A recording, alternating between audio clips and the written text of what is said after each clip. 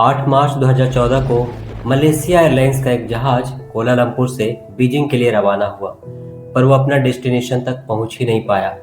उस समय यह किसी को पता नहीं चला कि यह जहाज आखिर गया तो गया कहाँ। लेकिन पूरे 11 साल के बाद फाइनली यह उम्मीद मिली है कि ये जहाज इस वक्त कहाँ मौजूद है। दोस्तों, ये बात है 8 मार्च 2014, यानी आज से करीब 11 साल पहले। मलेशिया एयरलाइंस का एक जहाज फ्लाइट MH370 को मलेशिया कैपिटल कुआलालंपुर से टेक ऑफ करके चाइना के कैपिटल बीजिंग तक जाना था। इस प्लेन में 2 पायलट, 10 कैबिन क्रू, 227 पैसेंजर मौजूद थे, जिसमें ज़्यादातर पैसेंजर का ताल्लुक चाइना से था। दोनों पायलट काफ़ी एक्सपीरियंस थे, जिसमें से 53 साल के कैप्टन जहारी अहमद शाह को 33 साल का फ्लाइट एक्सपीरियंस था। वहीं 27 साल के को pilot Farik Abdul Hamid junior pilot थे, जिसको 7 साल का फ्लाइट एक्सपीरियंस था। अगर इस प्लेन की बात की जाए तो इस प्लेन में किसी भी प्रकार का मैकेनिकल या इलेक्ट्रिकल प्रॉब्लम नहीं था। जब यह जहाज 8 मार्च 2014 को कोलालंपुर से बीजिंग के लिए रवाना हुआ, तब यह जहाज समुद्र के बीचों बीच ATC के रडार से गायब हो गया। घंटों तक प्लेन से संपर्क करने की कोशिश की गई, पर नो रिस्पॉन्स। क्या यह प्लेन क्रैश हो गया? लास्ट लोकेशन की छानबीन करने के बाद भी प्लेन का एक पुर्जा भी नहीं मिला। आखिर यह प्लेन गया तो गया कहाँ? दिन गुजरा, साल बीते, पर यह प्लेन दोबारा कभी नजर नहीं आया। आज 11 साल बाद भी हमें यह पता नहीं चला कि इस जहाज के साथ क्या हुआ। हादसे में मारे गए यात्रियों के रिलेटिव्स यह जान नहीं पाए कि उनके अपनों ने आखिरी सांस धरती के किस हिस्से में ली। दुनिया के कई देश मिलकर भी इस प्लेन को नहीं खोज पाए। पिछले साल ओशियन इन्फिनिटी नाम की एक कंपनी ने यह दावा किया कि हम एक नई टेक्नोलॉजी की मदद से इस मिस्टीरियस प्लेन को खोज निकालेंगे। वो अपने रिसर्च में इतने कंफर्म हो चुके हैं कि उन्होंने यह भी कह दिया कि अगर हम इस प्लेन को खोज नहीं पाते तो हम आपसे एक पैसा भी नहीं लेंगे। पैसा आप तभी देना जब MH370 को खोज निकालेंगे। जिस प्लेन को 11 सालों तक कोई भी देश खोज नहीं पाया, वही ओशियन इन्फिनिटी इतने दावे के साथ कैसे कुछ कह सकती है। हम MH370 को खोज निकालेंगे। आखिर ऐसी कौन सी टेक्नोलॉजी इनके हाथ लगी और यह टेक्नोलॉजी आखिर काम कैसे करती है? कैसे यह टेक्नोलॉजी MH370 को खोजेगा? आइए सब कुछ जानते हैं विस्तार से। आज की इस वीडियो में यह प्लेन कब, कहां और कैसे रडार से छुपते छुपाते निकल गया और किसी को कानों कान तक खबर नहीं मिली। यह प्लेन 8 मार्च 2014 को कोलालंपुर इंटरनेशनल एयरपोर्ट से मलेशिया से रात 12:41 में उड़ान भरा। इसे बीजिंग कैपिटल इंटरनेशनल एयरपोर्ट पर जाना था, जो कि चाइना में है। यह सफ़र करीब 5 घंटों की होने वाली थी, पर इस प्लेन में एक्स्ट्रा फ्यूल भी डाला गया था। यह प्लेन ऑलमोस्ट 7 घंटे 41 मिनट तक उड़ान भर सकता था। आगे चल के यह एक्स्ट्रा फ्यूल इन्वेस्टिगेटर्स के लिए बहुत बड़ा सिरदर्द बनने वाला था। उड़ान के करीब 20 मिनट बाद यह प्लेन 3500 फीट के अल्टीट्यूड पर पहुंच गया।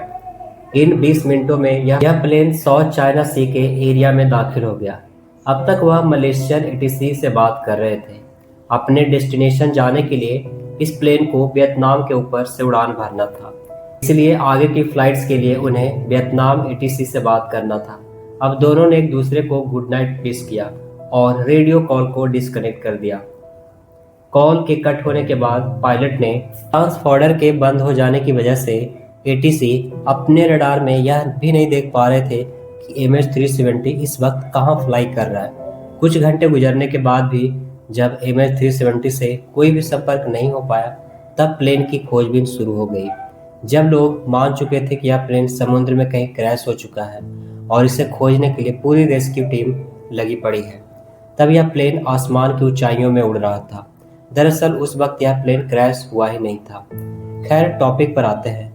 नॉर्मली जब प्लेन कहीं समुद्र में क्रैश हो जाता है, तब रेस्क्यू टीम प्लेन के लास्ट लोकेशन तक पहुंचती है, क्योंकि उसी एरिया में ही कहीं प्लेन क्रैश हुआ होगा। लेकिन MH370 के केस में ऐसा नहीं था। करीब 4 दिनों तक रिसर्च टीम ने प्लेन के लास्ट लोकेशन पर ही छानबीन करती रही, लेकिन उन्हें प्लेन का एक पुर्जा भी नसीब नहीं हुआ। ऐसा इसलिए क्योंकि जहां पर वह खोज रहे थे, दरअसल वो प्लेन क्रैश वहां हुआ ही नहीं था। मिलिट्री रडार के डाटा से यह पता चला कि प्लेन मुड़कर इंडियन ओशन बॉर्डर की ओर निकल गया था। मिलिट्री वालों ने इस प्लेन को अपने रडार में नोटिस किया, लेकिन उनका काम यह नहीं होता कि पैसेंजर प्लेन को ट्रैक करे, इसलिए उन्होंने इग्नोर कर दिया। पायलट जानबूझकर प्लेन को ऐसे लोकेशन में ले गया जहां किसी ने सोचा भी नहीं होगा, लेकिन बाय मिस्टेक वो मिलिट्री वालों के रडार में आ गया। लेकिन फिर भी काफ़ी देर हो चुकी थी। लेकिन रिसर्च टीम को 4 दिन बाद पता चला कि जिस लास्ट लोकेशन पर MH370 को खोजा जा रहा है, दरअसल वो वहाँ है ही नहीं, बल्कि इंडियन ओशन बॉर्डर में कहीं क्रैश हुआ है। 4 दिन बाद रिसर्च टीम ने उस लोकेशन पर पहुंचे, तब तक काफ़ी देर हो चुकी थी। प्लेन का हर वह पुर्जा जो पानी में तैर सकता था वह बहकर इतना दूर चला गया कि किसी को कुछ नहीं पता चला। बाकी का बचा हुआ प्लेन का मलबा पानी में तैर नहीं सकता था। वो 4 दिनों तक समुद्र की गहराइयों में समा गया और इस तरह से MH370 पूरी तरह से गायब हो गया। साल गुजरता रहा पर प्लेन का कुछ भी पता नहीं चला। रिसर्च टीम बस अंधेरे में तीर चला रही थी। प्लेन यहाँ हो सकता है, प्लेन वहाँ हो सकता है, लेकिन असल में किसी को पता नहीं था कि प्लेन कहाँ हो सकता है। प्लेन इवन आज तक MH370 बस एक पहेली बनकर रह गई। साल 2014 से 2017 तक लगातार प्लेन को खोजा गया। ऑलमोस्ट 15,000 स्क्वायर किलोमीटर तक खोजा गया, लेकिन मिशन फेल। साल 2018 में ओशियन इन्फिनिटी नाम की एक कंपनी ने लगातार 3 महीनों तक इस प्लेन को खोजा, पर मिशन फेल। करीब 150 मिलियन का लॉस हो गया। Military radar, satellite data, engine, manufacturing company का इलेक्ट्रॉनिक सिग्नल, इन सभी के द्वारा बताए गए लोकेशन पर प्लेन की छानबीन की गई, पर प्लेन का कुछ भी पता नहीं चल पाया। फिर आया साल 2025 एक नई उम्मीद के साथ MH370 को फिर से खोजने की। इस प्लेन को खोजने के लिए दोस्तों WSPR का रेडियो नेटवर्क पूरी दुनिया में फैला हुआ है, न सिर्फ सिटी में बल्कि बिरान समुद्र में भी। इसे एक एग्जाम्पल से समझते हैं। सपोज समुद्र के किसी हिस्से में रेडियो सिग्नल ट्रांसमिट किया जाता है और उसे रिसीव करता है दूसरे छोर में लगा रिसीवर। लेकिन क्या इन रेडियो सिग्नल का स्ट्रेंथ उतना होता है जितना कि ट्रांसमिट किया जाता है? नहीं, यह रिसीवर तक पहुंचते पहुंचते कमजोर पड़ जाता है। वैसे ही जब रेडियो स्टेशन के सामने रेडियो ट्यून करते हैं तो हमें बिल्कुल क्लियर सुनाई देता है, लेकिन जैसे जैसे हम रेडियो से दूर होते जाते हैं थोड़ी थोड़ी नॉइज आने लगती है। यह नॉइज इसलिए आता है क्योंकि रेडियो सिग्नल को कई सारे रिस्ट्रिक्शन से होकर गुजरना पड़ता है।